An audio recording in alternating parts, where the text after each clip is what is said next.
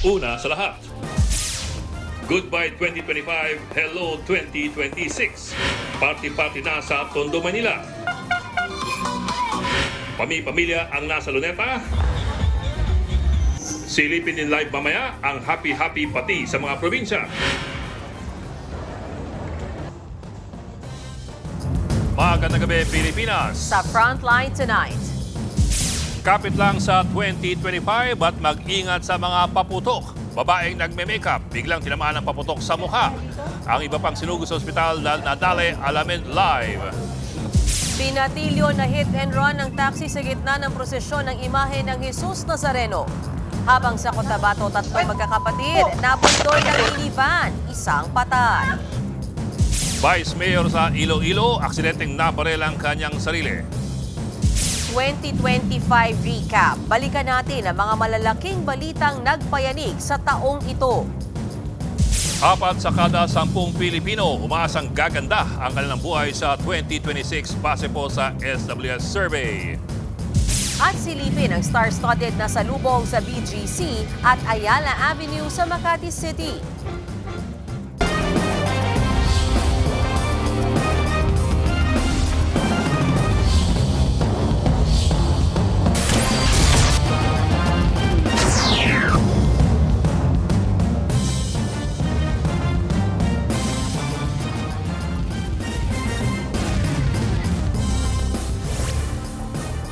Mga kapatid, higit isang oras na lamang at magpapalit na po ang taon. At nasa frontline pa rin tayo ng mga balita. Ready nang pumarty ang mga kasama ni G. Robles sa Tondo, Maynila. Pamilya naman ang sasalubong sa Rizal Park sa Luneta kasama si Gary De Leon at si Mobile Journal Fatima Baduria sa Quezon Memorial Circle. Sosyal na salubong naman ang matutunghayan ni na Mobile Journal Arles de los Santos sa BGC at Aimee Atienza sa Ayala Avenue. At syempre, nakabantay pa rin tayo sa mga nasa probinsya, si Jan Aroa sa Cebu City at Bril Montalvo sa Tagum City. Ito pa, nakabantay din tayo sa mga mabibiktima ng paputok at sa mga mapapasobra ng kain kaya dadalhin sa ospital. Si Mon Gualvez ay nasa Jose Reyes Memorial Medical Center. Si Mobile Journal Yeda Pascual sa East Avenue Medical Center. Nasa Tondo Medical Center si Nina Ong Pauco. Si Mobile Journal Denise Valdez Sancho naman ay nasa Fabella Memorial Hospital kung saan may mga nanganganak. Habang si Ian Suyo ay nasa mga bilihan ng paputok sa Bukawi, Bulacan. At mula dito sa studio, nasa Malabon ngayon, si Johnny Alipoon para sa salubong kasama ang mga fur babies. Malayo pa sa alas 12 ng hating gabi pero nagsana po sa ilang ospital ang mga biktima ng paputok. Kasama rin ang mga hindi gumamit ng paputok pero nadamay sa pagsabog. Live mula sa Jose Reyes Memorial Medical Center sa Maynila, nasa frontline ng balitang yan si Mon Gualvez. Mon, gaano na karami ang mga na-ospital dyan dahil sa paputok? Bokmean, habang mas lumalalim ang gabi, patuloy namang nadaragdagan ang bilang ng mga nabibiktima ng paputok na sinusugod dito sa Jose Reyes Memorial Medical Center sa Maynila. At sa mga oras na ito, umaabot na sa 19 ang total firecracker-related injuries. Dito pa lamang yan sa JRRMMC.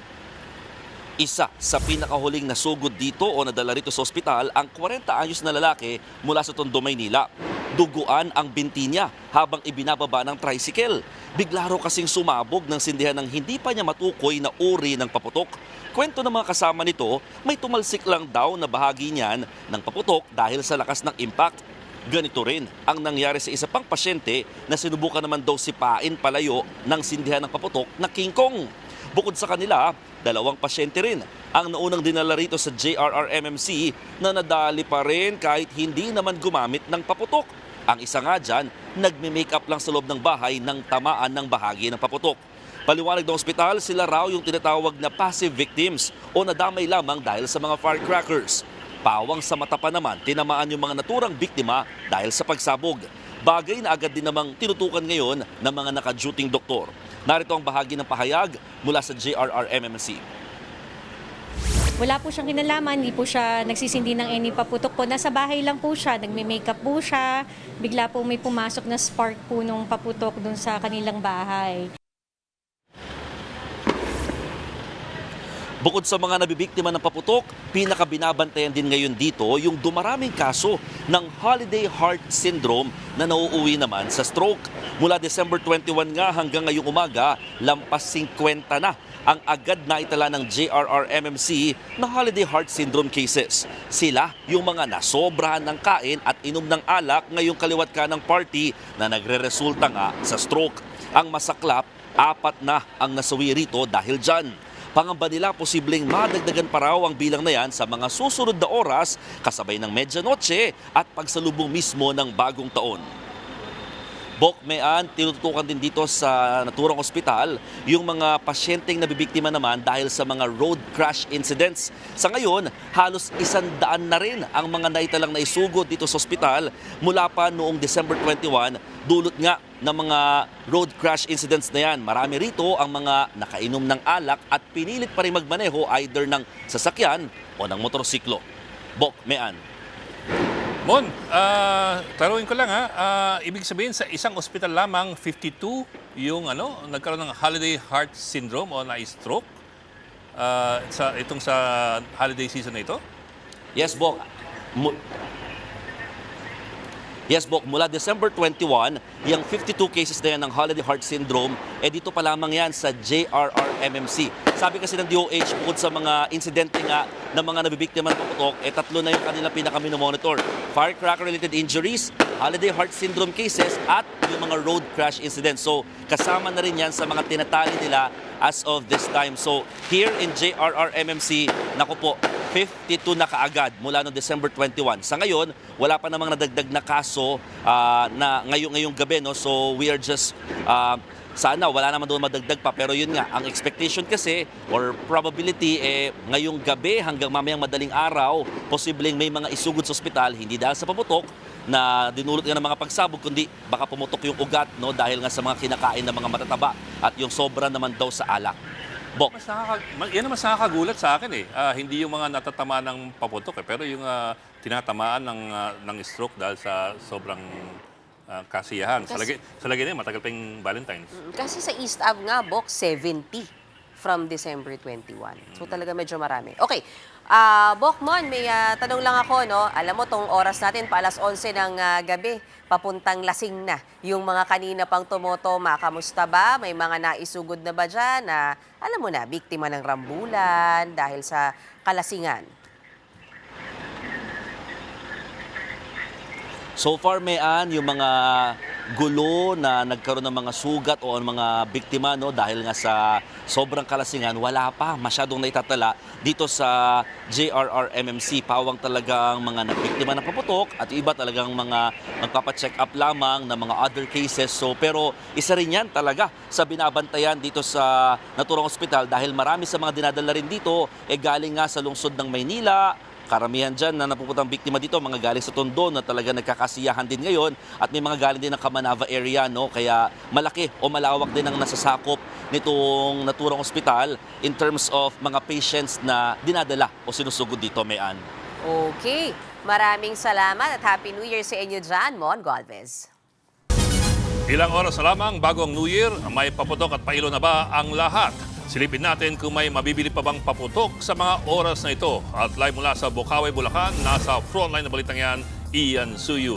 Ian, may mga bukas pa bang tindahan ng paputok dyan? Bok, ganap nga na 10:30 p.m. nagsara na itong pinakahuling tindahan ng paputok na nanatiling bukas kanina dito sa Bocaue, Bulacan. Karamihan nga ngayon, kung sa pag-iikot natin karamihan talaga, halos lahat na sarado na. Pero ang main reason dahil diyan naubos na yung mga panindang paputok ng mga stalls dito. Hapon pa nga lang nagsisimula ng magsipagsara yung ilang mga tindahan ng paputok. Kaya yung ilan nga binabaan na yung presyo ng kanilang mga paninda para lang maubos na. Pag mas maraming bilihin kanina, mas malaki syempre ang discount na makukuha ng mga customer. Sa huling tala na nakuha natin yung mga kwitis na originally binebenta ng 1,500 per bundle. Kanina mga 6 p.m. binaba na yan sa nasa 1,000 pesos na lamang. Pinakamabenta sa buong araw na to na pag-observe natin, naging pinakamabenta dito yung Quitis, yung Sinturon, Fountain, pati na rin yung tinatawag na aerial fireworks na nabibili kanina from 2,500 to 7,000. Bumaba rin yan kanina ng 1,500 hanggang sa 6,000 piso. Higit sa pagbebenta ng paputok-bok, naging heightened rin yung seguridad dito sa Bocaue kaninang umaga, hapon at ng gabi na yan. Patuloy yung pag-iikot ng mga kapulisan kanina, around the clock sila, pati na rin yung mga miyembro ng BFP para siguruhin na maayos yung mga safety protocols nila dito. Kabilang na dyan, syempre, yung fire extinguisher na kailangan present lagi yan, very visible dapat, pati na rin yung mga balde-baleng tubig at yung mga sandbags just in case of emergency. At kanina nag-ikot nga rin yung mismong regional office ng Bulacan PNP at sabi nga nila kanina sa atin, generally peaceful naman daw ang naging sitwasyon ng buong araw dito sa Bocaue. Bok? Yan, isa lang ako, si Meanto. Curious ako. Doon sa mga natanong mo, magkano ang budget nila pambili ng paputok mula sa pinakamura papunta doon sa pinakamagarbo na na-interview mo dyan? Oo. Bok, yung mga nakausap nga natin kanina, iba-iba talaga yung range ng budget nila, no? Yung pinakamura na nakakita natin kanina, nakausap natin, 1,500. Puro Quitis yung binili nila kanina, pati Fountain, dahil yun yung nasa lower price range, nasa 100, nasa 200, 250. Pero meron tayong nakita kanina na gumastos ng nasa 40,000 pesos, kumbaga bulto-bulto yung mga binibili nila kanina. At ang pinakapaborito nga nung medyo may mga budget ngayon, ang gusto nila kanina yung mga aerial fireworks. Okay, maraming salamat. Ian Suyu, live mula sa Bocaue, Bulacan. Samantala, dinagsa ng libo-libong deboto ang Thanksgiving procession para sa Poong Nazareno sa Quiapo, Maynila. Pero sa gitna ng prosesyon, na hit and run ng taxi ang isang binatilyo. Nasa frontline ng balitang yan si Lina Upauco. Duguan ang binatilyo na ito matapos mabundol ng taxi sa gitna ng prosesyon ng imahe ng Jesus Nazareno. Tumawid sa Quezon Avenue ang 13 anyos na biktima ng madisgrasya. Dinala na siya sa ospital. Tinutugis na ang taxi driver. Sa kabila niyan, naging mapayapa naman ang buong prosesyon. Nasa 8,000 deboto ang sumalubong sa Jesus Nazareno nang ilabas ito sa Quiapo Church. Karamihan sa kanila, nagpasalamat para sa naging matagumpay na taon. Si Rem na taga-Tayuman, dala pa ang kanyang sariling replika ng imahen. Nagpasalamat daw siya sa kanyang paggaling sa karamdaman. 60-40 na yung buhay ko. That time, nag-pray ako sa Nazareno na kasama din naman ng Birhen Maria. That time, inakyat yung damit ng isa sa mga replika namin na Nazareno. Niyakap ko, sal ako. Tapos, ayun po. Ang ibang deboto umuwi pa galing sa ibang bansa. World peace. For the better Philippines, the government should start to listen to its people and be accountable for what's happening right now. Tumagal ng 1 oras at 37 minuto ang prosesyon. Mas maigsi ito kumpara sa nakaraang taon. Wala rin hong masyadong kaguluhan sa palibot ng andas. Simula ngayong araw hanggang sa January 8, magkakaroon ng novena sa simbahan ng 11:45 a.m. na susundan ng misa alas 12:15 ng tanghali. Iikot din sa ilang barangay sa Quiapo ang imahen mula Enero 2 hanggang 6. Oras-oras na rin ang nakakasang mga misa sa First Friday sa January 2, araw ng Quiapo. Bago pa simula ng mismong mga aktibidad ng pahalik na susundan ng mismong traslasyon sa January 9. Nagbabalita mula sa Frontline, Nina Ongpauco, News 5. Kaliwat ka na aksidente bumulabog sa Cotabato bago magpalit ng taon. Kabilang na dyan ang salpukan ng van at SUV na nakuhanan pa sa dashcam. Aniya sa frontline sa balita, si Bill Montalvo ng News 5 Mindanao. Maulan sa highway na ito sa President Roxas Cotabato nitong Lunes nang biglang sumulpot ang isang van. Sumalpok ito sa kasalubong na sasakyan na may dashcam. Sa lakas ng impact, parehong wasak ang harapang bahagi ng dalawang sasakyan. Sa imbestigasyon, nawalan umano ng kontrol ang driver ng van dahil umuulan at madulas ang kalsada. May kabilisan din daw ang takbo ng van. Nagtamo ng minor injury ang isang sakay ng SUV. Nagkaaragluhan ang dalawang driver. Nakahandusay ang 5 taong gulang na batang lalaking ito sa gilid ng highway ng barangay Nahe sa Arakan, Cotabato, Martes ng hapon. Nabundol siya ng minivan kasama ang kanyang 2 kapatid na edad 7 at 17. Isinugod sila sa ospital pero dead on arrival ang pinakabata. Patuloy namang nagpapagaling ang kanyang mga kapatid. Base sa investigasyon, naglalaro sa cellphone ang mga biktima ng mabundol ng minivan. Nawalan umano ng kontrol sa manibela ang babaeng driver at matulin din ang takbo. Sa lakas ng impact, natanggal ang plaka at iba pang bahagi ng minivan. Sumuko sa pulisya ang driver na posibleng maharap sa reklamong reckless imprudence resulting in homicide and serious physical injury. Nagbabalita mula sa Frontline, Bril Montalvo, News 5, Mindanao. Pumanaw na si Dueñas Iloilo Vice Mayor Amy Paz Lamasan matapos aksidenteng mabarilang sarili. Kinumpirma yan ngayong gabi sa Facebook ni Mayor Robert Martin Pama kasabay ng kanyang pamaalam sa vice-alkalde. Base sa investigasyon na ilagay raw kahapon ni Lamasan ang 9mm na pistol sa kanyang bag nang bigla itong pumutok. Tinamaan ng bala sa tiyan ang vice-alkalde. Isinuko na sa mga pulisang baril ni Lamasan para sa ballistic exam. Sa Quezon City naman, may palibreng concert para sa New Year countdown sa Quezon Memorial Circle. Mahigpit naman ang pagbabantay ng mga pulis sa seguridad. At live mula sa Quezon Memorial Circle sa QC, nasa frontline ng balitang yan si Mobile Journal Fatima Baduria. Fatima, tuloy-tuloy lang ba ang party dyan?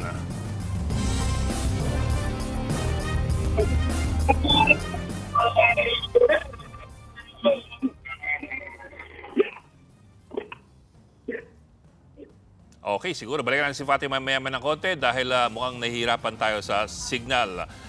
Sa isang bansang nasa harap lamang ng Pacific Ocean at nasa ibabaw ng Pacific Ring of Fire, suki na tayo ng mga mapaminsalang bagyo, lindol at pagputok ng bulkan. Pero masasabing iba ang hagupit ng kalikasan sa Pilipinas ngayong 2025. Magbalik tanaw tayo sa mga kalamidad na hindi lamang sumubok sa katatagan ng mga Pilipino, kundi naging mityan na rin para lumutang ang malalang problema ng korupsyon sa ating bansa. Nobyembre ng taong ito, 2 sa pinakamapinsalang bagyo ang humagupit sa malaking bahagi ng bansa. Unang nanalasa ang Typhoon Tino na naglandfall sa southern Leyte. Pinalubog nito maging ang mga lungsod at bayan sa Cebu, Negros Occidental at Palawan. Sa tindi ng baha, marami ang napilitang umakyat sa kanilang bubong.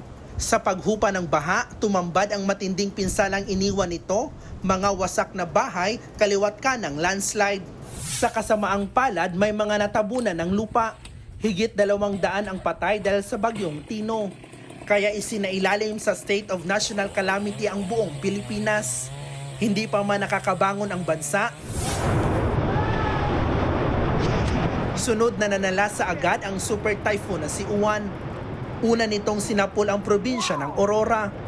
Nagngangalit na mga alon agad ang dala nito sa mga baybayin. Sa Isabela, may mga barangay na isolated at hindi mahatira ng tulong. Sa lawak ng Super Typhoon Uwan, hindi rin nakaligtas ang Bicol Region, Metro Manila at ilang bahagi ng Calabarzon. Higit 30 ang patay sa pagtama ng bagyong Uwan. Habang bilyon-bilyong piso ang halaga ng iniwan nitong pinsala sa agrikultura at infrastruktura.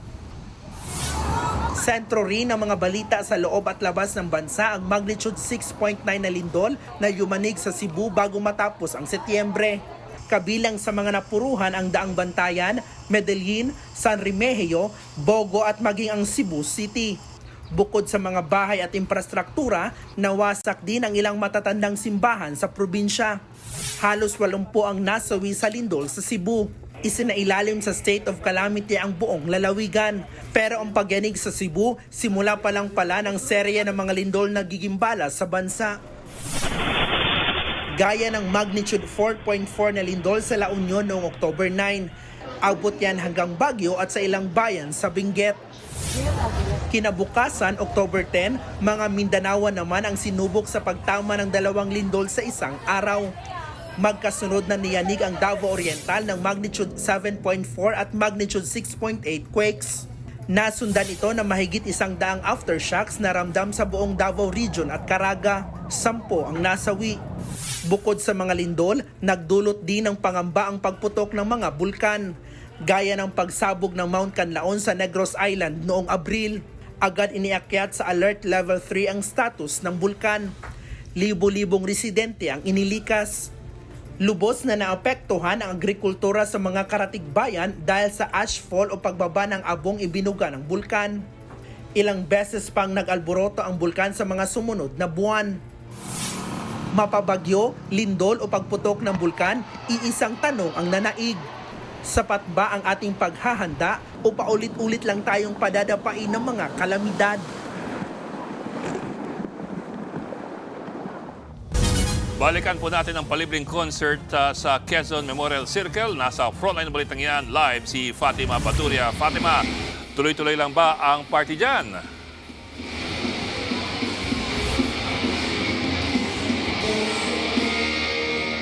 Bok-Ed, Mean, patuloy pa rin ang pagdating ng tao ngayong gabi dito sa Quezon Memorial Circle.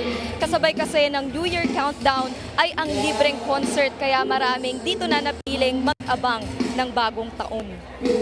Natapos na kanina ang performance ng Mayonnaise, Lola Amor, Dilaw, Angeline Quinto, Itchy Worms at Clock 9. Susundan naman ang fireworks and concert sakto sa pagdating ng New Year. Para naman sa seguridad ng mga manonood, may first aid station at mga pulis din sa paligid. Paalala sa mga manonood, bawal magdala ng plastic bottles, kaya hinihinga mga tao na lang ang dalhin. Bawal din ang mga matutulis na bagay, alak, sigarilyo at vape para mapanatiling ligtas ang mga tao dito. Meron namang libreng sakay sa Pure City Bus hanggang alas 2 ng madaling araw. Manggagaling yan sa Quezon City Hall, nakatapat lang ng QC Circle. Bok-Ed, Mean, napakaraming tao rito ngayon. No? Sa huling talanga ng mga otoridad ay mahigit 19,000 na ang mga bumisita rito sa Quezon Memorial Circle. At syempre, inaabangan pa rin dito ngayon ay yung fireworks. Sakto pagsalubong sa bagong taon. Balik sa inyo. Okay, maraming salamat. Mobile Journal Fatima Baduria. Idinaan naman ng isang barangay sa Malabon sa street party at sayawan ng pagsalubong nila sa bagong taon. Para yan sa mas ligtas sa New Year at para na rin sa mga fur babies. At live mula sa Malabon, nasa frontline ng balitang yan si Johnny Alipoon. Johnny, Happy New Year! Kamusta na dyan? Mga kapatid! Bok at Mean! Ilang minuto na lang, 2026 na! Yes! Alright! Grabe, napakasaya dito. At ngayon nga, nandito tayo sa Barangay Ibaba, Malabon City, kung saan first time na mga residente na salubungin ang bagong taon sa pamamagitan ng street party. Music na ang tema ay 80s na, I'm sure alam niyo yan, Bok Mean. At syempre, walang putukan. Kita nyo naman, ang mga residente dito sa likod ko ay napakasaya pa rin kahit walang putukan! Ayan, at syempre kausapin natin ang isa sa mga residente dito na si Kuya Erwin at si Ate Leng. Asan sila? Asan na sila, Kuya Erwin? Ayan na. Alo, Ate Leng! Ayan! Tayo muna tayo. Yes! Alright, Kuya Erwin, Ate Leng, bakit niyo ba naisipan na salubungin ang bagong taon this year nang walang putukan? At first kasi for the pets, saka sa mga kids, yung mga lungs, yung pollution, eco waste, and sa environment and sa pets talaga. Nuko, very nervous talaga sila eh. And have fun. Yes!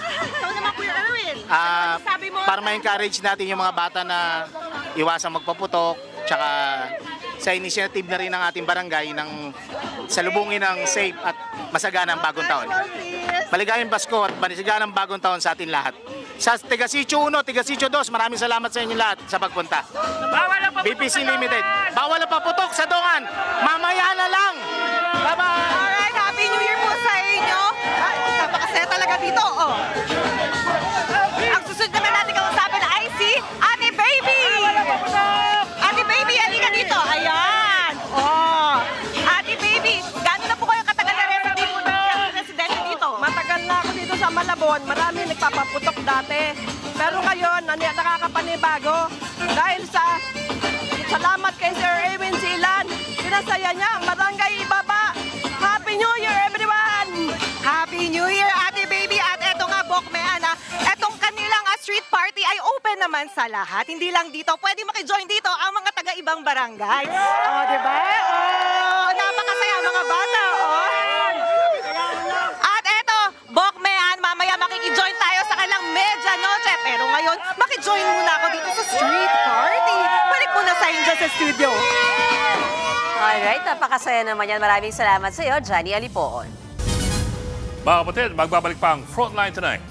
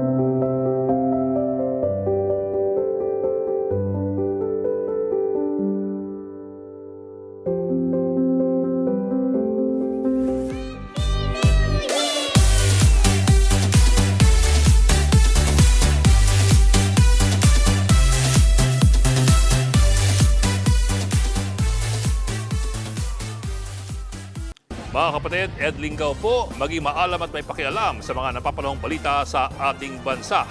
Para sa mas malilimang pagtalakay at paghimay sa mga issue at headlines, mag-follow at mag-subscribe sa social media pages ng News 5.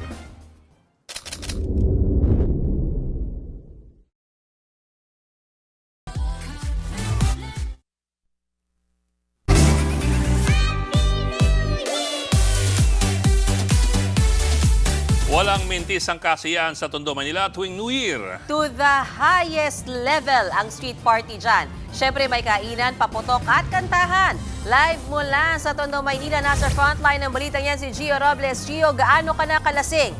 Dodong-todo na ba ang party dyan? Mayan, wala pa. Wala pang nagpapashot sa atin ngayon. Yun yung hinihintay natin. Hey!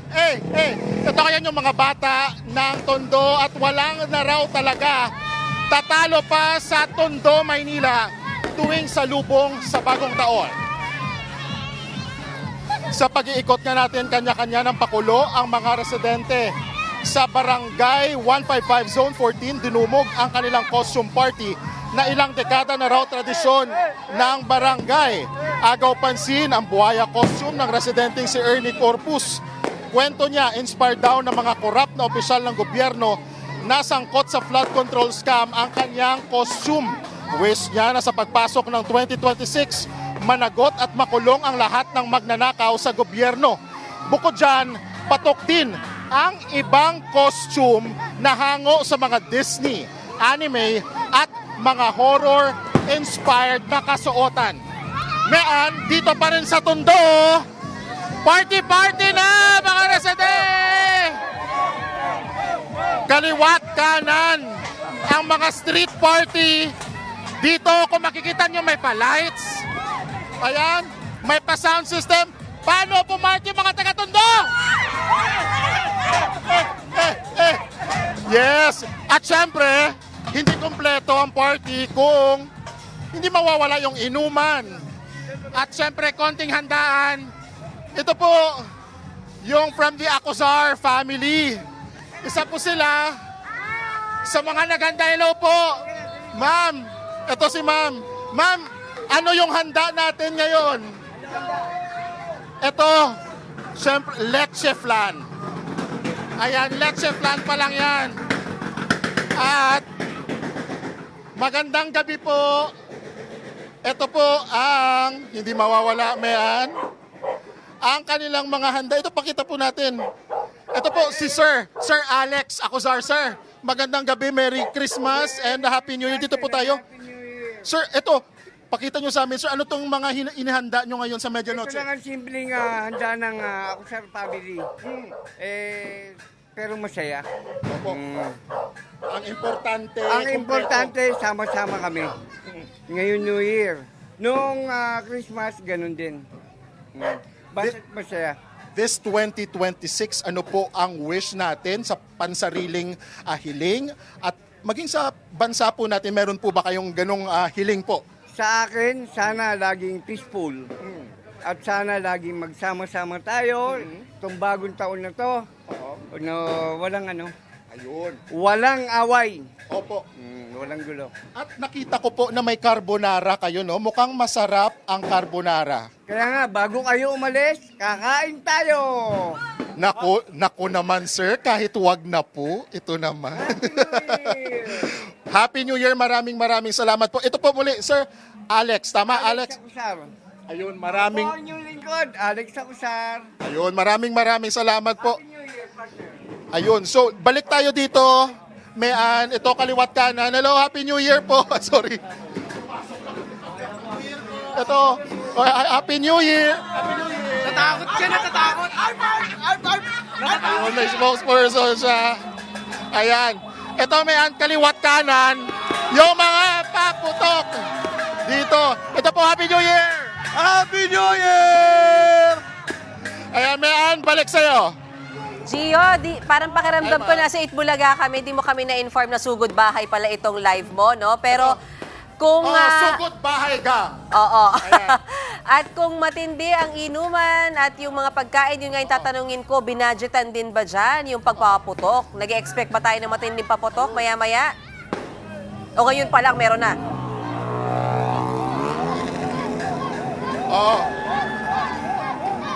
Oo, mayan. Hopefully narinig ko yon, pero ngayon hanggang paumagahan yung party dito sa Tondo. I'm not sure kung tama yung rinig ko sa tanong mo, pero hanggang umaga yung party dito sa Tondo. Ito para sa 2026, magtiwala. Ano yan? God's plan. Ayun. Mayan, balik sa'yo. Sorry, isa na lang. Ibig ko sabihin, matindi-tindi ba yung naipong paputok dyan? Ini-expect ba natin mamaya sa pagsalubong sa bagong taon? Na matindi yung paputok, natawa ko sa sayaw. Ito, Ana, bukod sa mga legal na paputok, hindi pa rin maiwasan na may mga illegal na paputok pa rin na ginagamit yung mga kapatid natin. Yan ay sa kabila ng paulit-ulit na babala ng mga otoridad dito sa Tondo. Kaya paalala rin po sa mga kapatid natin na maging maingat, responsable po sa pagsalubong sa bagong taon. Okay. Gio. Happy New Year! Happy New Year! Happy New Year! Yes po. Yes po. Gio, milagro na hindi ka pa pinapashot dyan. Pag nasa Tondo ka, usually sunod-sunod ang shot dyan. Baka naman sinisindak mo sila. Muscles eh. Wala. Ano to? Buong puso nila tayong tinanggap dito sa Tondo. Tama? Ayun. Alam mo, kanina simula nang dumating tayo, may nag-offer sa atin ng parking, binigyan tayo ng pagkain. Ganito kainit ang salubong sa bagong taon. Ano ang wish mo para sa 2026? My wish for this 2026, this coming year, sana mabuo tayo ng pagmamahal, mahalin natin ang pamilya natin, lalo na yung mga manonood, mahalin natin mga kapatid natin, and let's celebrate the New Year, no fireworks, just fun. Oh, short pa sa jump. Okay, Box. So yun, isa lang sa mga residente dito. At syempre, ito mga kabataan to, party mode hanggang umaga na. Okay. Sige. Alright. Mahaba pa ang gabi. Sige. Okay, oo, babalikan Patingin natin. muna si Gio. Si Gio, definitely maya-maya lamang. Maraming salamat sa iyo, Gio Robles. Ako, magsaya kayo dyan. Patuloy naman ang paninita ng mga pulis sa mga pasaway sa pagsalubong ng bagong taon. Kabilang sa mga hinuhuli nila, ang mga nagtitinda pa rin ng mga paputok. At live po mula sa Tondo, Manila. Nasa frontline ng balitang yan si Nina Ong Pauco. Nina, kamusta mga kapatid natin dyan? Sinderito, sinderoon na mga paputok ang mga residente dito sa Tondo, Manila. Ganyan ang kaganapan dito ngayon bago ang pagsalubong ng bagong taon. Mga kapatid, Bok, kung mapapansin nyo, ang Manila Police District Station 11 nagsagawa na nga ng Oplan Sita at kasalukuyan nanita ng mga nahuling walang lisensya at gayon din mga nakainom habang nagmamaneho. At gayon pa man dito sa aking gilid ay ito nga yung mga nahuli kasalukuyan ngayon ng Manila Police District Station 11 na hindi suot ang kanilang helmet at tinitignan pa kung may dalang mga lisensya. At sa gilid ko naman, sa gilid ko naman, makikita natin ang nahuli ng MPD Station 11 Basic Police Station. Ang tatlong kalalakihan, ito nga ay may caution line at may dalang improvised pen gun at 3 bala at hinihinalang droga. Mga kapatid, Bok, ito ang sitwasyon at kalagayan bago ang bagong taon o pagsalubong sa New Year dito sa Tondo, Manila. At mga kapatid, nandito tayo ngayon sa Our Lady of Peace and Good Voyage. Sinasalubong nila ang party. Mga kapatid, kamusta? Kuya, ano kinakain mo bago mag-New Year? Apple sandwich! Mukhang masaya si Kuya na kumakain ng sandwich bago ang bagong taon. At makikiparty ngayon tayo, Bok. Mayan dito sa ating barangay na ito. Ano pong masasabi nyo po? Happy New Year!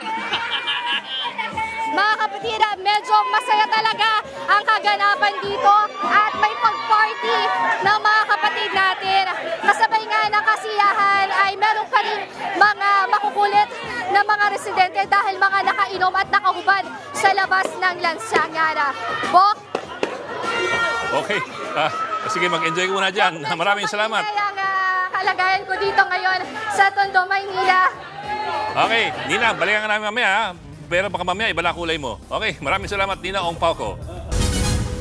Mula sa mga biktima ng paputok, makibalita naman tayo sa mga ipapanganak ngayong New Year. Sa Mandaluyong, may 19 ng pregnant mommies ang kasalukuyang naka-admit sa isang ospital. Live mula sa Dr. Jose Fabella Memorial Hospital, nasa frontline ng balitang yan si Mobile Journal, Denise Valdez Sancho. Denise, may mga inaasahan na ba tayong New Year babies dyan?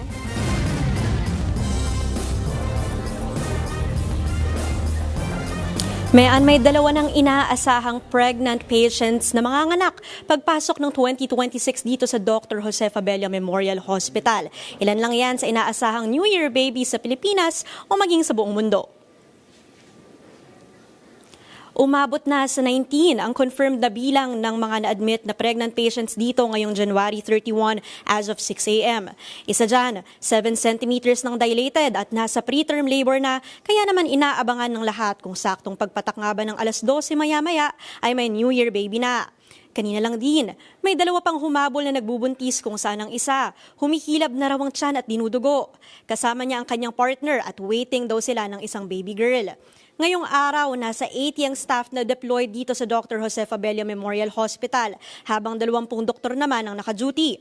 Bukas na bukas pa rin ang emergency room nila na may 12 bed capacity, habang nasa 15 naman ang bed capacity ng delivery at labor rooms nila.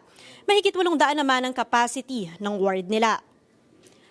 Mayan, dito sa likuran ko ang post-port recovery room kung saan inaasahan nating agad na dadalhin maya-maya lang ang inang manganganak maya-mayang New Year. Mayan, balik sa'yo. Okay, maraming salamat, Mobile Journal, Denise Valdez Sancho.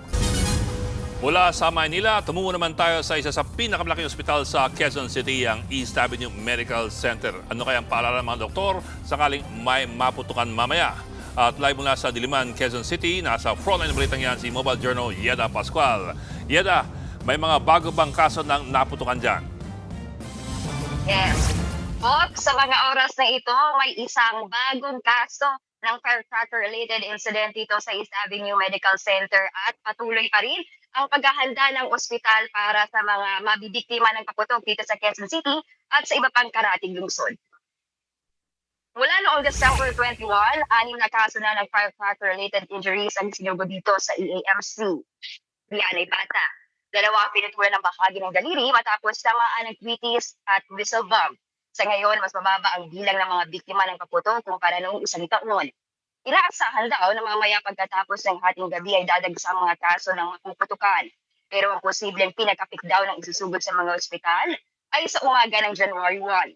Maliban sa mga mabibiktima ng paputok, inaantabayanan din ng mga doktor dito sa EAMC ang mga posibleng pasyente ng hika, stroke, heart problems at maging ng mga disgrasya sa kalsada, lalo tumataas daw ang kaso ng mga insidenteng ito tuwing New Year's Eve. Paalala ng mga doktor dito mo, linisin agad ng malinis na tubig at sabon ang sugat ng mga mapuputukan. Huwag na raw mag-alcohol o ointment. Balutin ang malinis na tela at dalhin na agad sa pinakamalapit na ospital. Kahit gaano kaliit ang sugat, dalhin na sa ospital dahil at risk pa rin na matetano. Sa buong bansa, umabot na sa 140 ang mga kaso ng firecracker-related injuries. Base yan sa tala ng Department of Health, mula December 21 hanggang December 30, 78 sa mga kasong yan ay edad 5 hanggang 14. Ang karaniwang sanhi ng disgrasya ay 5-star, buga, kwitis, plapla at whistle bomb. Karamihan sa mga yan ay illegal at yung mga walang label at imported na kaputok. Bok, ayon sa mga nakausap nating doktor dito kanina, higit 100 yung doktor, 200 nurses at higit 400 na mga allied health at admin staff ng ospital ang naka-duty dito hanggang bukas sa EAMC. Naka-code white o mas pina-alerto na rin ang lahat ng ospital sa bansa hanggang Lunes, January 5. Bok. Okay, maraming salamat, Mobile Journal Yeda Pascual.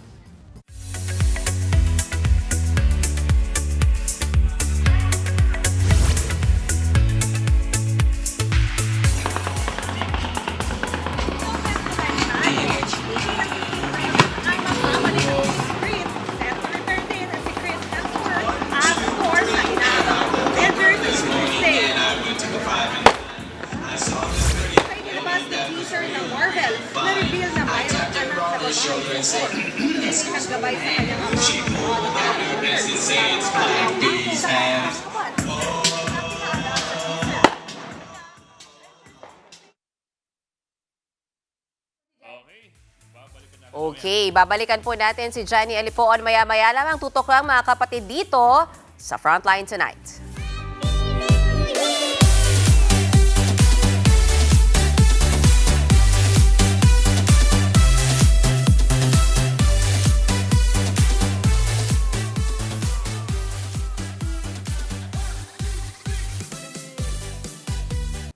Mga kapatid, Mean Los Baños po, huwag magpahuli sa mga balita at impormasyong dapat ninyong malaman. Para sa mas malawak na balitaan at diskusyon, mag-follow at mag-subscribe na sa social media pages ng News 5.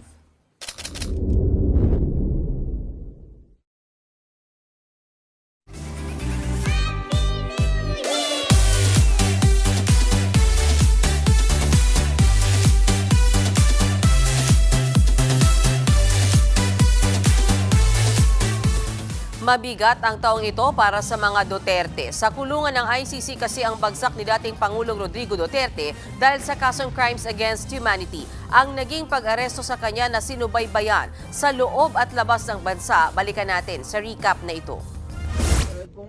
2025, taong himas rehas, si dating Pangulong Rodrigo Duterte. Marso nang arestuhin siya sa bisa ng arrest warrant ng International Criminal Court sa The Hague, Netherlands.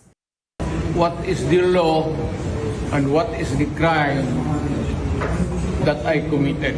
By virtue of the warrant of arrest issued by the ICC for crimes against humanity. Sir, you have the right to remain silent. You have the right for counsel of your choice.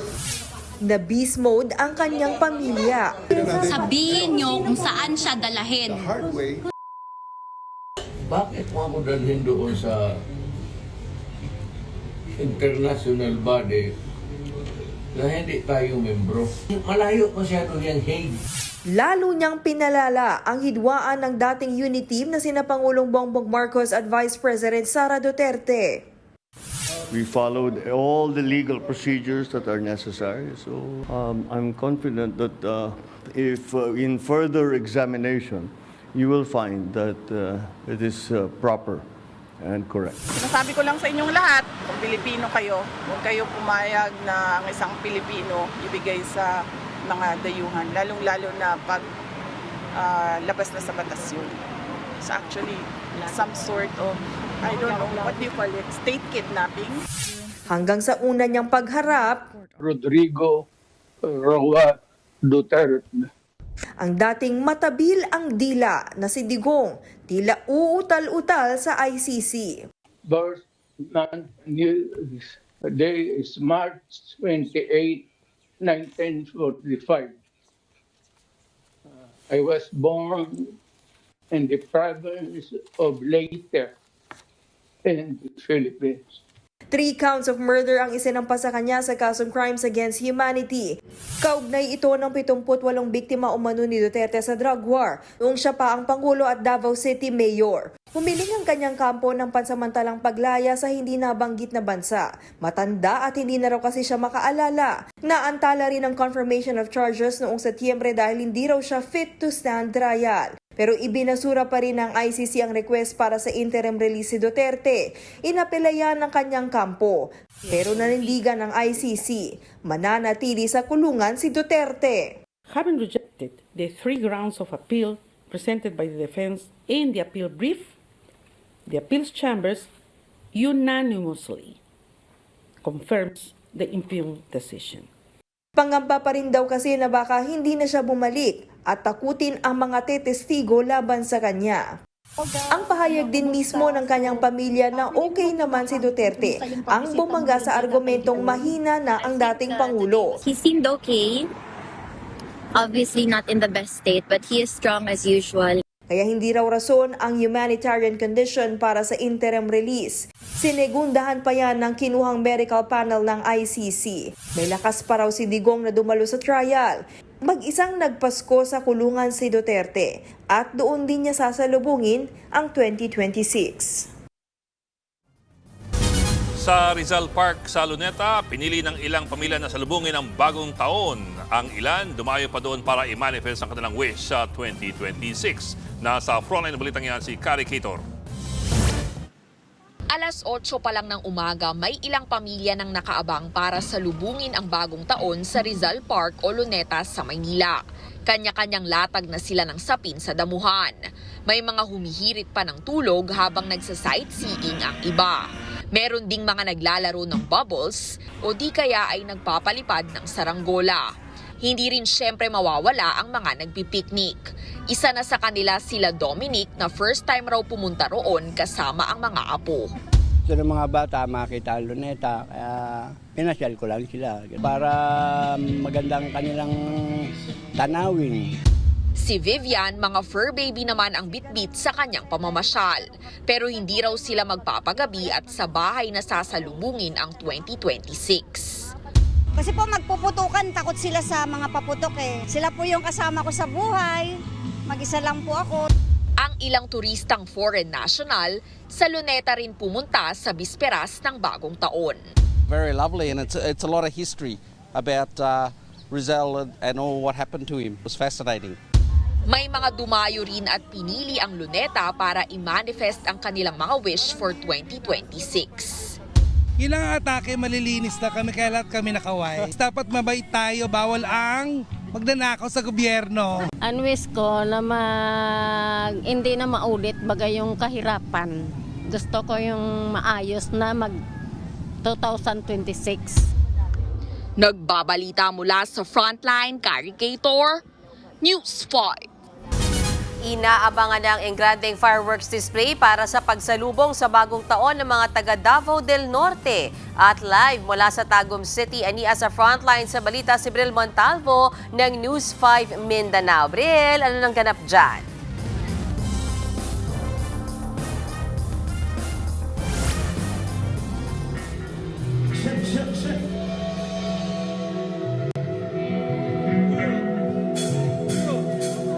Nag-umpisa na nga ang kasiyahan dito sa Tagum City, Davao del Norte bago pa man ang pagsalubong sa bagong taon mamaya. All set na ang New Year's countdown at fireworks display dito sa Tagum City flyover. Tatagal ang fireworks display ng 15 minuto. Taon-taon nang inaabangan ng mga Tagumenyos at maging residente sa karating na lugar ang fireworks display na inumpisahan ang 2 dekada na ang lumipas. Pero bago ang fireworks display, namasyal muna ang mga pumunta sa Tagum City Hall grounds kung saan makikita ang pinakamalaking giant holiday tree sa buong Pilipinas. May haba itong 231 feet na hango sa carnival-inspired na disenyo. Puno din ng matitikat na pailaw ang paligid dito. Mabubusuga din sa mga hili-hilerang pagkain at mga paninda dito. Sa ngayon ay patuloy ang pagdagsa ng mga tao dito sa lugar para saksihan ang fireworks display at ang New Year's countdown. Tuloy-tuloy naman ang tugtugan dito sa aking likuran kung saan nagtatanghal ang mga local performers bago pa man ang pagsalubong sa bagong taon.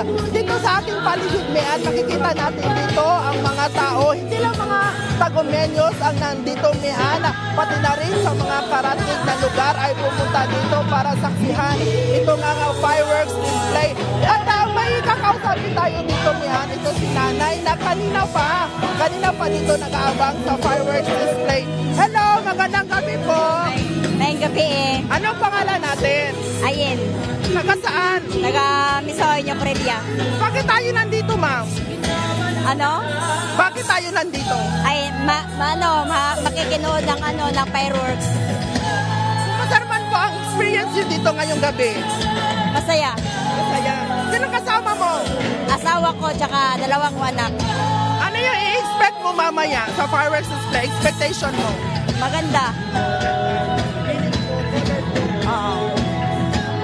Yan nga si Nanay na taga New Corelia, Davao del Norte. At marami din dito sa ating paligid na patuloy pa rin ang pagdating. Yung iba kanina pa nakapwesto dito para nga matunghayan ito nga fireworks display sa Tagum City, Davao del Norte. Nandito tayo ngayon sa harapan ng stage at patuloy nga itong pagtanghal ng mga local performers bago pa mamaya ang pagsalubong sa bagong taon dito sa Tagum City, Davao del Norte.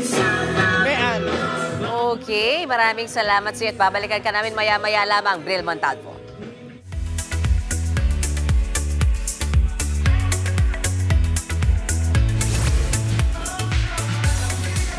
Showbiz tonight na tayo. Hindi lang si Steve Rogers ang magbabalik sa big screen. Set to return din si Chris Hemsworth as Thor sa inaabangang Avengers Doomsday. Sa inilabas na teaser ng Marvel, na-reveal na mayroong anak na babae si Thor. Humingi rin ng gabay sa kanyang ama, ang God of Thunder, para matalo raw ang isa pang kalaban na hindi muna pinaalam sa teaser. Showing na ang Avengers Doomsday sa December 18, 2026.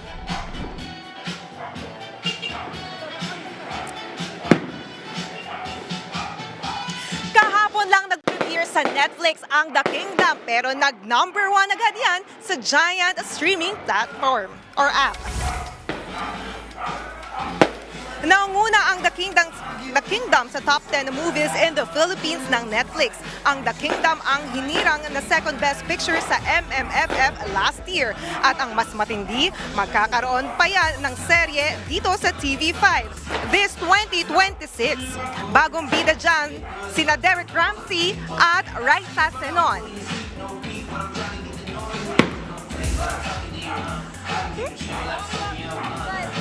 More showbiz updates at more salubong ganap mula rito sa Barangay Ibaba, Malabon sa aking pagbabalik. Mga kapatid, tuloy-tuloy lang balitaan dito sa Frontline Tonight.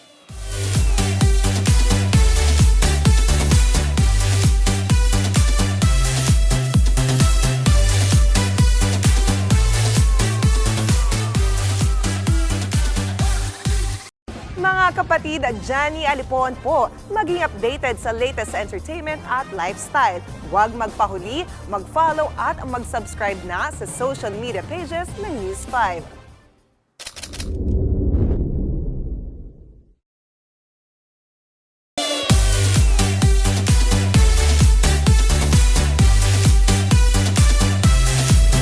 Papanong ang Unity nauwi ngayon sa rivalry? Ngayong 2025, tuloy ang gumuho ang tinaguriang Unity ni na Pangulong Bongbong Marcos at VP Sara Duterte. Mula impeachment hanggang personal na patutsadahan, balikan at himayin natin ang mga balitang naging mitsa ng pagkalusaw ng alyansa na minsang nangako ng pagkakaisa. Sabi nga nila, walang forever. Ang Unity nga ni na Pangulong Bongbong Marcos at Vice President Sara Duterte hindi man lang umabot ng 3 taon. Ang alyansang nangako noon ng pagkakaisa, harap-harapan na ang bakbakan at lalo pang lumala ang patutsadahan nitong 2025. Simula pa lang ng taon, sinibak agad ni PBBM si VP Sara sa National Security Council. Ang sabi ni Nooy Executive Secretary Lucas Bersamin, The President has the absolute power, the power of absolute reorganization. Then let it be understood in that light. Wala kaming personalan, but my statement before was the Vice President has ceased to be relevant. Nang sumunod na buwan, headline sa buong bansa si VP Sara bilang kauna-unahang Vice Presidente na inimpeach ng Kamara sa kasaysayan ng Pilipinas. There is a motion to direct the Secretary General to immediately endorse to the Senate the impeachment complaint. The motion is approved. Pero nginitian lang yan ng Vice na tila unbothered pa. Si Pangulong Marcos na pilit iniuugnay sa pag-impeach sa Vice, mariin itong itinanggi. Walang role ang executive sa impeachment. Marso, nang tuluyang magbago ang ihip ng hangin ng arestuhin ng PNP si dating Pangulong Rodrigo Duterte at inilipad pa Netherlands para i-turn over sa International Criminal Court. Dito na sumabog ang mga Duterte. Utang kabubuton, ang imong amahan, di malubong sa akong amahan, ang amahan, ipapreso nimo. Mr. President Marcos, you will never be loved.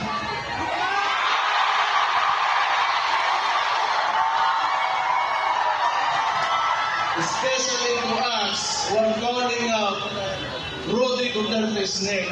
We will stand up and we will fight back. Sa pag-usad ng taon, lumala ang hidwaan. Ultimo magkapatid, nagsimula ng maghiwalay ng landas dahil sa politika. Matagal na kami hindi masyado nag-uusap, maraming humaharang. Wala pa nung bata kami, parati naman siyang pinagbibili ng tatay ko na alalayan. Ang problema, hindi ko na magampanan at maraming humaharang. Pagtungtong ng Mayo bilang Pilipino 2025, lalong luminaw ang kampihan.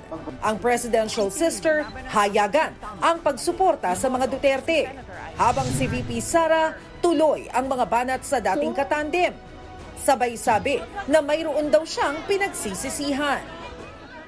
Unfortunately, I did not vet properly my running mate, ma'am. I apologize for that decision, ma'am. To run with Bongbong Marcos. Kung may nagsisisi man sa kanya ay maka-team up siya, it's their loss, not the president's. Pero sa dami ng mga binitiwang salita laban sa isa't isa, pinakamabigat na marahil ang mga pasabog ni Senador Amy Marcos laban sa sarili niyang kapatid at sa kanyang pamilya. Patid ko na nagda-drug siya!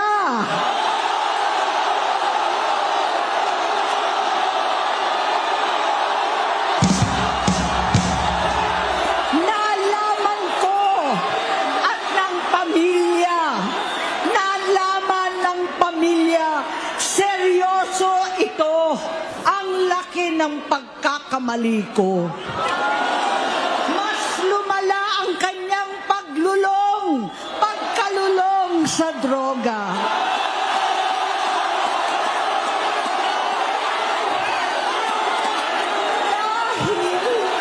Parehas pala silang mag-asawa. Simple lang naman ang sagot dyan ng Pangulo. While now, we've been very worried about my sister. And the reason that is because the lady that you see talking on TV is not my sister. We no longer travel in the same circles, political or otherwise. Ang paglala ng away ng dating magkaalyado nauwi pa sa mga alingas-ngas ng destabilisasyon. There is no question about my readiness. Yun ang mandate sa akin ng Constitution. At alam ko yun nung ako ay tumakbo. At binoto ninyo ako as Vice President knowing that I am the first in line. It's not acceptable for a Vice President to anticipate the resignation of the President. This is definitely a form of political destabilization. At sa gitna ng mga kinakaharap na kontrobersya ng gobyerno, kasabay ng bangayan sa politika, pagtitiyak ng palasyo, tuloy lang sa trabaho ang Pangulo. Nakikita natin ang trabaho ng Pangulo. Araw-araw, hindi humihinto sa pagtatrabaho. So sino po ba talaga ang ready na maging leader ng bansa? Walang iba kundi ang Pangulong Marcos Jr. Babalikan naman natin si Johnny Alapo, napaparty na rin sa Malabon. At live mula sa Malabon, nasa frontline ng balita ngayon si Johnny Alipoon. Johnny, kamusta kayo dyan? Bok, Mea, nandito pa rin tayo sa Barangay Ibaba sa Malabon City at ilang minuto na nga lang ay bagong taon na. Pero bago ang lahat, syempre, makikimedya noche muna tayo sa pamilyang sila. Ito si Kuya Erwin. Kuya Erwin, pwede ba akong makikain muna sa inyo? Pwede. Ayan, tara na, let's go! O, diba? Nako, iinggitin ko muna kayo dyan, ha? Ayan. Hello, magandang gabi po sa inyo lahat ulit. Ayan, syempre, pwede po ba akong makikain muna sa inyo? Medyo noche tayo. Saan po ba ang ating handa, Mami? Sino po ba nag-prepare ng inyong medyo noche? Kayo lang. Ito po ba? Ay, medyo formal sila ata. Kailangan ata nating umupo. Ganun ba? Alika, Ma'am Leng. Dito tayo sa inyong medyo noche. Ayan. Eto mga inanda nyo, ay ikaw ba ang nagluto? Yung iba binili lang, pero ito spaghetti, sopas. Si Erwin, nagluto na sa... Ay, nako, si Sir Erwin. I'm sure yan ang paborito nila, tama ba? Ano ba ang medianoche, ang pagkain na hindi nawawala taon-taon sa inyo? Sopas actually. Sopas, at dahil dyan, titikman na natin yan. At alam nyo naman, Bokmean, pag mga Pinoy, laging handa. Kaya naman, may baon tayong kutsara, tinidor. Diba? Laging handa. Baka mamaya mag-take out pa ako, ha? Alika, ayan! Ayan. Anong sikreto dito sa sopas mo, Kuya Erwin? Chicken feet. Tamang-tama. Alam nyo, hindi pa ako kumakain ng chicken feet. Baka ito na ang first time ko makakain ng chicken feet. Dahil bagong taon na, bagong ulam or bagong putay ang titikman ko. Ayan. Ayan na mga kapatid, ang chicken feet! Ayan, Eto na. Ayan. Paano ba? Ayan, diba? Eto, pakita natin ang chicken feet, ang sopas ni Kuya Erwin! Eto na!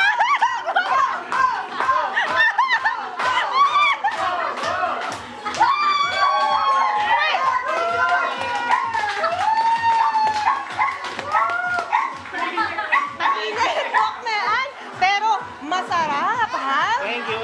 Isa pa nga.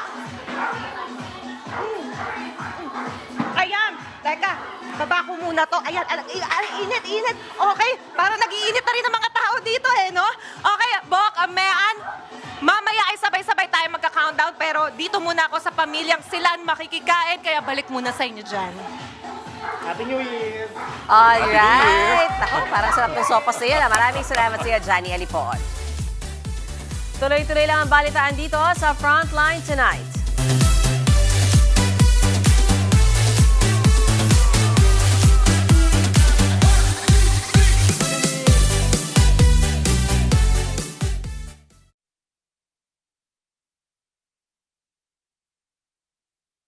Mga kapatid, Ed Lingaw po, maging maalam at may pakialam sa mga napapanahong balita sa ating bansa. Para sa mas malilimang pagtalakay at paghimay sa mga issue at headlines, mag-follow at mag-subscribe sa social media pages ng News 5.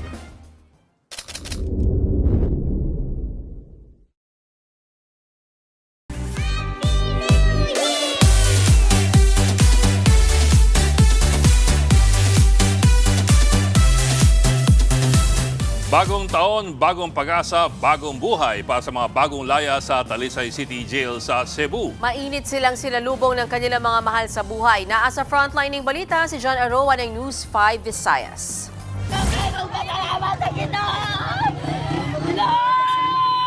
Bumuhos ang luha sa tuwa, kasabay ng yakap at halik. Ito ang tagpo kanina sa Talisay City Jail nang isa-isang lumabas sa gate ang 53 persons deprived of liberty na pinalaya matapos pagkalooban ng Good Conduct Time Allowance o GCTA. Si Tatay Ruel may 3 taong nakakulong dahil sa illegal na droga. Ngayon, sa wakas, kasama ang pamilya sa pagsalubong ng bagong taon. Kung mag-speak ani nga Di ko in-expect na makakalaya ako ngayon, na doon ko sasalubungin ng bagong taon sa labas. Kung anong ginawa ko dito na paglilingkod sa Diyos, yun din ang gagawin ko sa labas. akong buhaton dito sa gawa, sir. Hindi lang siya ang nagpapasalamat, pati si Nanay Rosalie hindi napigilang maiyak. Matapos ang ilang taon, buo na muli ang kanilang pamilya. Layan na rin ang kanyang asawa.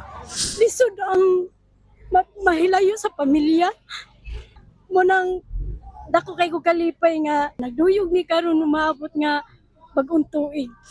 Si Nanay Maria, emosyonal din nang muling makasama ang kanyang anak. Magpasalamat ako sa Ginoo, sir. Gitabangan ko na ga-release na itaw na ako nga anak, sir. Nga na namin magbagong tuig sa balay. Ayon sa pamunuan ng Talisay City Jail, iginawad ang GCTA sa mga PDL na nagpakita ng magandang asal at disiplina. Umaasa silang magsisilbing bagong simula ito, hindi lang para sa mga pinalaya, kundi para sa kanilang mga pamilyang matagal naghintay. Nagbabalita mula sa Frontline, John Aroa, News 5, Visayas! Oh, less than 2 minutes. Ano oras na? 11:58 and 54 seconds. Okay, we have 1 minute and 3 seconds left. What a memorable year, Bok, ano? Dami rin talagang nangyari ngayong taong ito. Yeah, who would have thought?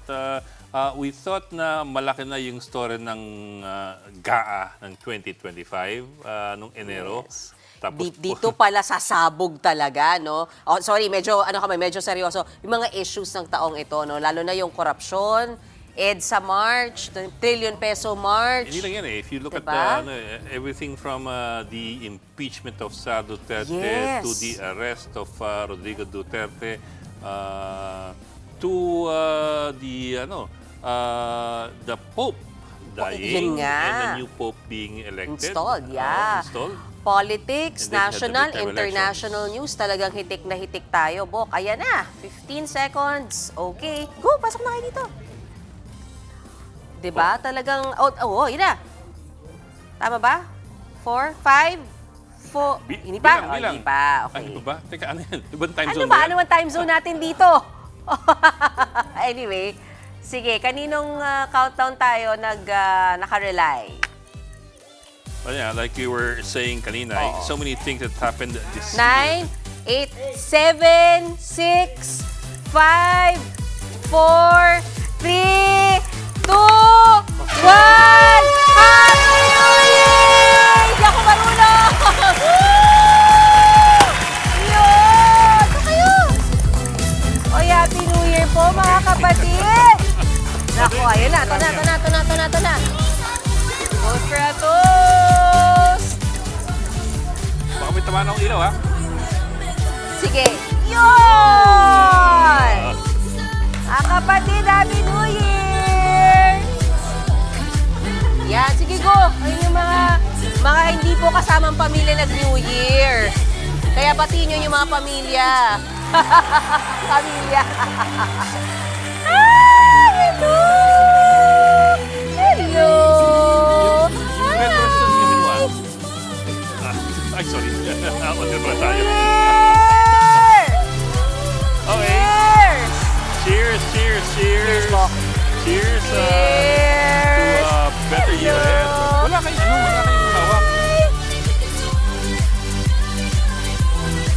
Sarap. Hello! Parang gusto niya. Sarap eh. Matamis eh. Mama. Happy New Year! Ako! Hello! Ayan!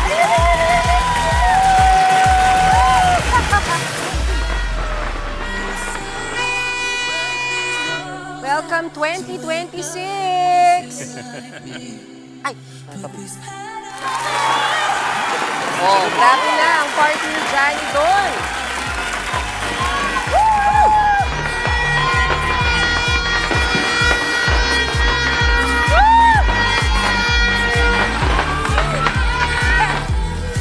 Yan po Sa ang studio. party sa studio. Ano eh, party yan sa control booth.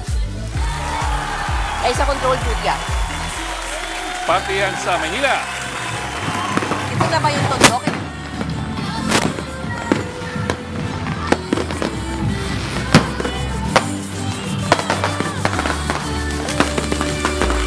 Happy New Year!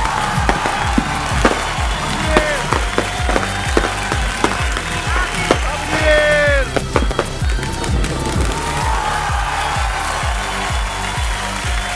Happy New Year mga kapatid! Nako, nakita niyo po kanina, I think yan po ay sa Tondo, na mga papotok. Ano sir, maglilinis ka dyan. Naka-on air tayo sir.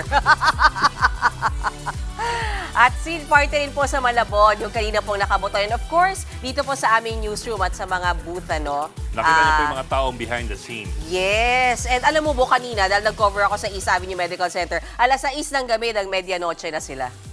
Kasi nga, by this time, busy na sila. O, sinong ibubuton natin dyan? Okay, si Johnny Alipon, ipasok natin dahil street party at nakapag-countdown na rin sila dyan. Johnny, pasok! Ano nangyayari dyan? Happy New Year mga kapatid! It's 2026! Woo!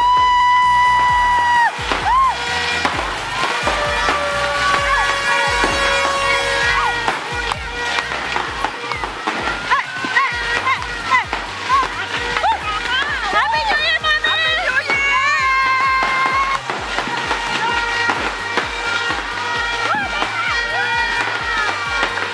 Happy New Year! Happy New Year! Happy New Year! Happy New Year! Happy New Year, Tay! Happy New Year! Happy Year!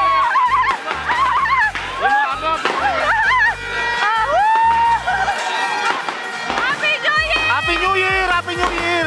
Barangay Baba! Happy New Year! Let's go!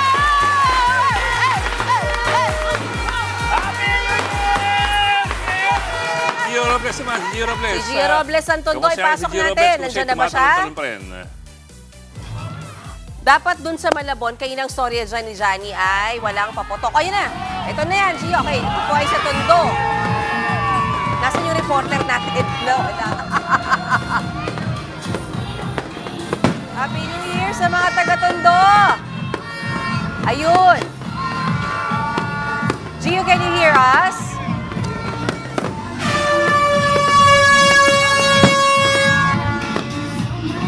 Talagang alam natin yung Tondo, no? Talagang matindi ang street party. Masaya dyan. Alam mo, Saya, oo. nag-cover ako ng New Year dyan sa Tondo, mga 2001. Ay, sorry. Ang tanda mo ka. O, sige. Anyway, Wala. Ito. sige. Masaya ang New Year sa Tondo, Maynila. Oo. Kasi game na game lahat ng tao Hindi dyan, ka, no? hindi ka makakausad hanggat hindi ka nagsashot. Oo. Hanggat hindi ka na siya. Pero sabi ni Gio kanina, wala pa raw nagpapashot sa kanya. Siguro natakot sa kanya. Kita mo ang katawan ni Gio Robles eh. Para upa ka niyang Hindi, tsaka maganda sa kanila, Bok community, no? Talagang feeling ko yung handa, share sila. Tapos, maganda nga sa yung mga mga eskinita. bata. Sa mga eskinita. Pag pumasok ng Oo, eskinita, doon tama. talagang hindi ka makakadaan hanggat hindi ka nagsashot. Shot. Oo. So pagdating mo sa dulo, lasing ka na. Oo, bangingi ka na. Hindi mo lasing. Bangingi lang. Oo. And of course, kasabay din yan, Bok, alam ko may mga countdown din, simultaneous sa may BGC and sa may Ayala. Siguro ipasok natin in a while. Right now, sino yung pupunta natin? Ang ating Makati group. Ayan. Bok, sige, go ahead. Sino ba yan? Ito ba yung Makati group? O yan. O yan, Party-party na rin sa ang mga tao dyan sa Ayala, Makati. Naroon naman ang mga bandang Cup of Joe, singers sa sina Eli Buendia at Morissette. At live mula sa Makati, nasa frontline ng balitang yan si Mobile Journal, Aimee Atienza. Aimee, Happy New Year sa'yo. Sino na nagpe-perform dyan? Kamusta kayo dyan? Yes, Happy New Year! Makulay ng pinagpapok dito sa Makati, ang Makati Full in Color New Year's Eve Celebration dito sa Ayala Avenue. At kung makikita nyo naman sa aksikuran, ay paano, bumubutok pa rin ng mga fireworks dito. At kompleto ka, lahat ng carpet, natin ng mga city, kabilang ng headline artists, na Cup of Joe, pati si Eli Buendia, sila Juan Carlos, Morissette, pati na rin ang Divine Divas, the drag superstars, na talagang mga nagpakita ng kanilang galing dito mismo sa Ayala Avenue. So far, ay talagang nakaabang pa ang ating mga tao dito. Ayan, sila lahat nanonood ng fireworks display na hanggang ngayon. Hindi pa rin natatapos. And of course, kung iibog mo pa kayo dito, nakaabang talaga. So ilang mga tao dito, ayan, may mga naglalaro pang mga bata. Dito yung mga confetti. Talagang naging pakulay. Itong mga yan. So, mamaya naman inaabangan din natin na magkakaroon pa ng after party dito sa Ayala Triangle Gardens. Kasama nga si DJ Cupcake, pati ang Dance Studio Club. So, magiging all-nighter event sa mga New Year celebration ngayon 2026 dito mismo sa ito. Alright. Maraming salamat at Happy New Year sa inyo dyan. Aimee. Okay. Si Ernest, hindi ko pa nakikita si Oo Ernest. nga eh. Pero alam mo, Bok, nakakatuwa din yung mga pamilya na nakiki-countdown sa labas. Ikaw ba naranasan mo na yan? Ako kasi laging bahay ang New Year. Oo, Hindi sa ko QC masaya Circle. eh. Oo eh. Sa Daming QC Circle. tao. Tama ko Oo. nanay ko, tsaka yung si Commander. Dadalhin mo na lang yung handa mo doon. Ayan na, mukhang nakikita ko na si Gio. Kaya naman natin ibuton. Ang street party sa May Tondo, Maynila. Okay, in a while, babalikan daw natin. Anyway, ayun nga, Bok, maraming mga pamilya ngayon na talagang sa labas nakiki-party, no? Doon na sila sumasalubong ng bagong taon. Bagamat marami pa rin, yung talagang sa bahay lang, doon nagluluto ng medianoche. And by this time, naku, alam mo, paglabas natin dito, Bok, after ng ating duty, for sure, madilim ang kalangitan dahil sa usok, sa dami na napaputok. Dahil ang report ni Ian Suyo, ubusan ng paputok. Sa lagay ngayon, actually, mas konti. There was a time na talagang parang fog pa mag-EDSA ka. Pero ang intindi ko, ang alala ko, Bok, last year, paglabas natin dito sa studio, itim na itim at mahirap magmaneho actually sa tindi ng usok. Hopefully, hindi ganyan ngayon. Pero sa report nga nung ating reporter na si Ian Suyo, na ubusan ng paputok sa Bukawi, medyo kinakabakabahan tayo. Baka matindi-tindi paputok ngayong pagsalubong sa bagong taon. I'm saying it's less now kasi it's more regulated now eh. There was a time na less ang regulation sa mga paputok eh. It was a wild swing. Inabot ko kasi yung panahon na bawal ang paputok. Totoo ba? Oo, dati bawal ang paputok. Ay, well, ang naalala ko nang walang paputok nung pandemya, syempre. Hindi, iba pa yun. Okay. In the 1980s hanggang mga late 80s, bawal ang paputok. Pag may paputok, huhulihin ka ng pulis. Ngayon hindi, wala nang ganon. Tapos nagpasa ng batas, allowing paputok pero regulated. Ayun. Tapos nag-swing to the other side completely. So talagang grabe yung putukan. Grabe na yung putukan na kung mahirap magmaneho ngayon sa EDSA dahil sa usok, mas grabe dati. There was a time... Zero visibility, ganon? Mga 2000s and mga 2000 siguro. Talagang hirap pa magmaneho sa EDSA. Ngayon nga, mas madali. Pero alam mo, naalala ko, Administrasyong Duterte, yung mahigpit din, Bok, yung merong isang lugar lang or may mga particular na lugar lang na pwedeng magpaputok. So, medyo kumonte. But starting last year, again, 2024, dumami na naman, nag-spike na naman yung dami ng biktima ng paputok dahil nga paputok everywhere na naman. So, that's something that, okay, sige. Nag-aantabay tayo doon sa ating mga reporters na nasa labas, ano, New Year sa labas. Nakikipati-patay yung mga iba dyan eh. Oo. Kayo ba, Bok? Meron ba kayong tradisyon na ginagawa pag bagong taon? Ako, naalala ko lang nung bata ako, kailangan tumalon. Kasi para daw tumangkad. Parang hindi naman nangyari, Bok. Walang epekto Walang sa'yo. epekto, no? Yung mga barya-barya na kinakalansing, yung mga ganyan. Hindi ba kayong tradisyon? Hindi. Ang tradisyon ko sa bagong taon tsaka sa Pasko, nasa trabaho. Actually, no? Alam mo, pag taga-media, no? Di lang tayo, Bok. Mga doktor, nurse, mga security guard. Sa labas nga, nasa mga trabaho. Ang una kong New Year's Eve sa trabaho, nasa morgue ako. What? Okay. It's something. Doña Paz tragedy. Oh. 5,000 mahigit ang patay. Oo, yeah, yun. So, yun. Nasa morgue ako ng New Year's Eve. Grabe naman. Okay, sige. Anyway, kanina ang nakita natin, ano, yung street party sa Malabon na supposedly ay walang paputok, puro turotot lang. Pero dun sa background, nakakarinig pa rin ako ng paputok. Baka sa kabilang barangay, ano? But you don't know, kasi, Bok, may uso ngayon na electronic paputok. Ano yun? Di baterya siya o kaya di saksak siya. Malakas na lagatak. Pero walang sparks. Wala. Talagang noise lang. Oo. Parang mas maganda yan. Walang pulbura. Well, depende kung anong hanap mo. Kasi kung hanap mo is the explosion, you won't get that. You just get speakers. Oo.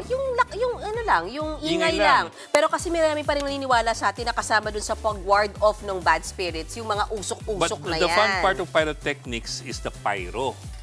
Yeah, the lights. The lights and the fire. That's why it's called pyrotechnics.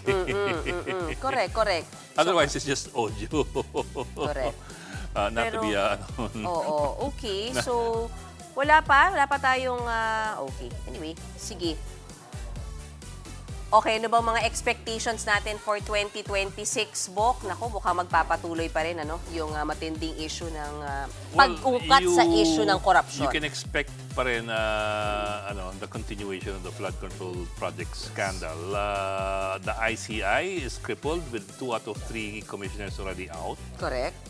By the end of the year, which is by today. So natitira lang si Chairman Andres Reyes. Ang next question is, will it be continued over or will it be retired? Or will they have a new commission? Correct. Yung People's Commission. Politics-wise, Bok, of course, nandiyan yung looming impeachment pa rin. Kung meron bang magpa-file ulit kay VP Sara or anything Well, at to least that one group effect, has already of said that course. they plan to file by February 7 to yung Makabayan block. I'm sure there are other groups that are also planning to file as well. Then you also have the threat by, for example, Lebiste, Congressman Lebiste. Kiko Barzaga. Sorry, it was Kiko Barzaga who said that he plans to file an impeachment case against BBM. Yeah, correct. Meron din ganon.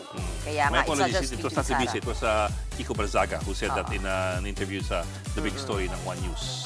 Oo. So, yun. And of course, Bok, syempre, ang looking forward tayo, may mapanagot doon sa issue ng flood control project. Something na inaabangan ng ating mga kababayan. Ano yan? Ayan, Ba't yung parang mga kasama. nagkakahiya ngayon? Ano nangyayari sa atin? Ito na kayo. Okay. Okay. Happy New Year po, mga kapatid. Salamat sa pag-antabay. Okay, Bok, go ahead. Okay, yan po ang pagbabantay, yung ating pagbabantay sa pagsalubong ng bagong taon, bagong kabanata para po sa ating bayan. Mga kapatid, sama-sama pa rin tayo sa 2026 sa paghimay natin sa mga balita at sa mga diskusyong huhubog ng matalinong opinyon. Kami po ang inyong kapatid sa Balita sa Public Service. Ako po si Mayan Los Baños Oroseo. At ako naman po si Ed Lingao. Isa lamang pong paalala, maganda po na taon-taon bagong buhay. Pero ang bagong buhay dapat ay araw-araw. Walang iwalan sa Frontline Tonight. Happy New Year po! Yay!